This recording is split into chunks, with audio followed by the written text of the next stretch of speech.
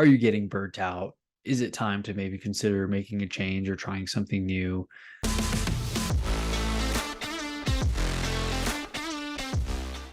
Welcome to the Entrepreneur Motivation Podcast. I'm your host, Chris Bello, and work-life balance doesn't exist. I hate to break it to you, but that's just the way that it is. It never ends. You always have things going on, and I have a perfect example of how that can be true from this past weekend. So I literally got married a few days ago, this weekend on Saturday. I'm recording this late on Monday, so I am late, but hey, it's still Monday. It's a publishing day. I figured I'd get this recorded and just release it so that I can say that I did it, even though I don't feel like doing it. But literally had my wedding on Saturday. I have a listing up that is for sale, and I had an agent on the other side submit an offer knowing that it was my wedding day and asking for a response same day, put an expiration date on the contract for the same day, knowing it was my wedding. So that was extremely annoying. Like, homie expected me to respond to him, which wasn't going to happen. And so next day, I'm like in my hotel. We had a staycation, the wife and I, now that I am a married man, had a staycation. I woke up, texted him, and I'm like, "Hey, man, can you resend that offer, please? Like, yesterday was my wedding. I was busy, as you might imagine. Please resend." So he sends it to me at 9 a.m. with a 5-hour expiration window. So he's literally saying by 2 p.m., this is expiring.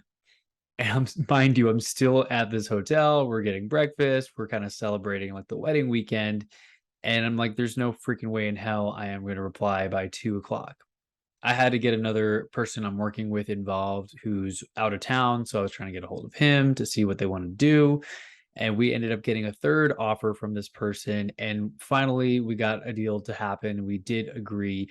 Sellers chose to accept that offer by maybe 9:50 p.m. on Sunday night on my wedding weekend.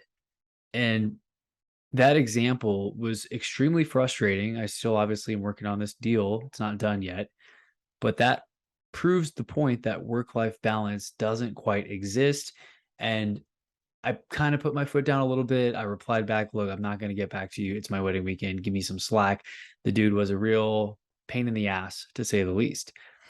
And you're going to deal with those kinds of people in your life. And sometimes you have to make that call. Are you going to actually do that thing that you think you need to do?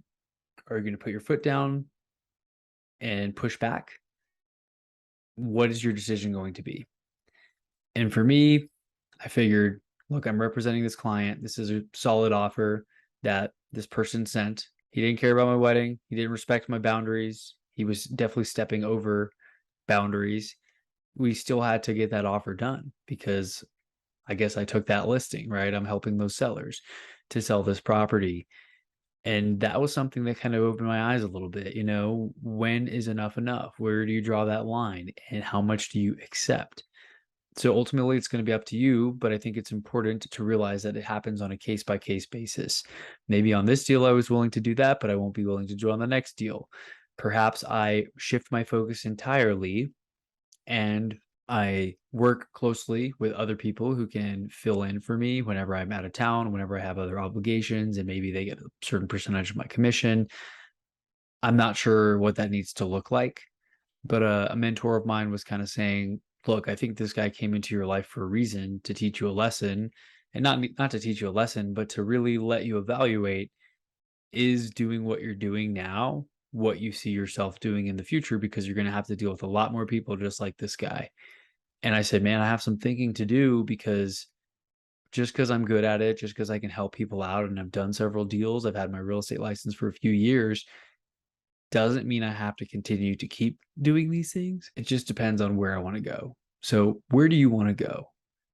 And what are you willing to do? What are you not willing to do? You've got to set boundaries, create rules for yourself, because people will violate those if you don't define them and if you don't stand up for them and point out to them.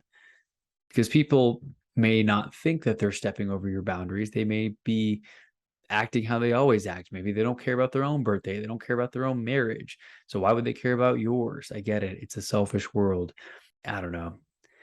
I'm just making this message here. I mean, I'm a happily married man now. We had an awesome wedding, family and friends in town. And honestly, I let this occupy way too much of my mind space on Sunday. I was just so pissed at this guy. I was appalled. I could not believe that he had the audacity to be a douche over text saying, look, we need to respect our deadlines. We feel like you're not taking our offer seriously, and these delays are on the listing agent side, not on the seller side. I'm so annoyed with that right now. I know work-life balance doesn't exist and you have to do stuff like I've talked about before. I don't know. Am I going to keep doing these? Am I going to stop? Am I going to pivot? There's just a lot of things in the air right now. I don't want to put up with people's BS. And that is the one frustrating thing about starting a business or working with clients. You're going to run into some bad apples. And that energy can definitely rub off on you. And if possible, try to avoid that. Stay away from that negative energy. Don't let it drag you down, because it only takes one bad apple to spoil the bunch. And I let that kind of ruin a lot of my Sunday. And I was thinking about it and ruminating about it and sharing it in Facebook groups, telling people not to be like that guy, and getting freaking blown away by the comments of how so many people were supporting what he did and saying I was a crappy agent, I wasn't doing my job. And then there were also other people who did support me and say, dude, it's your wedding. I can't believe, I'm so sorry you had to deal with that person on your wedding. I hope you never have to deal with that again. I'm just venting here, and it is 7 p.m. Went on a 3-hour hike today, had family and friends in town. So I'm a little bit tired, but again, thought I would do this little message for you. Work-life balance doesn't exist. You've got to work-life integrate. You're going to have to swing the needle one way or the other, and it's going to vary sometimes. You're going to have to do more work than you want. Sometimes you get to relax more than you think that you need to. And so that's it for this episode. I don't even know what the takeaway is. Just reevaluate. What are the things you're spending your time on? Do you enjoy what you do?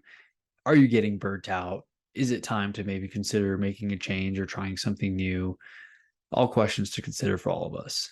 But with that being said, have a great rest of your day. Thank you so much for listening, and we'll talk soon.